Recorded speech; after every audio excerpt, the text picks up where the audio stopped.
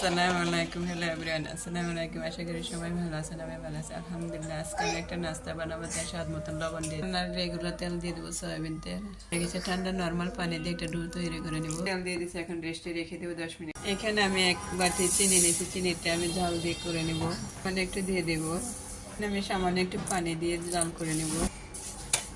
আর তো পিক জ্যাকেটের ছুরি নেই, তাই আমি ছুরি দিয়ে আমি এটা কেটে নিছি। দেখতে নাস্তা হিসেবে বানাই নিব। পানি দিয়ে নিব, লাগিয়ে নিব, পাশে লাগিয়ে নিব। আবার দুই পাশে চাটনিটা বলো বসে গেছে।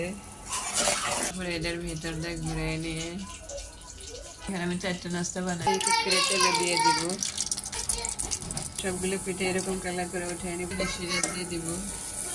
দিয়ে দিলে আমার মতন জনদক্ষিণী পুরা কখন কারেন্ট না গ্যাস না রান্না বাড়া খাওয়া দাওয়া কোনো নাস্তা পানি বানানো। নাস্তাটা এটা চিনি চারা বানাইছি, কিছুটা আমার ভিভেরা না চিনি চারা খাবে মিষ্টি চারা, তাই এটা চিনি মিষ্টি দিয়ে বানাইছি। আমার ইয়াগুলো বানানো কেমন হয়েছে আপনারা একটু শেয়ার করে দেন, লাইক করেন, কমেন্ট করেন, ছোট্ট বোনটাকে বেশি বেশি করে ভালোবাসা দিন।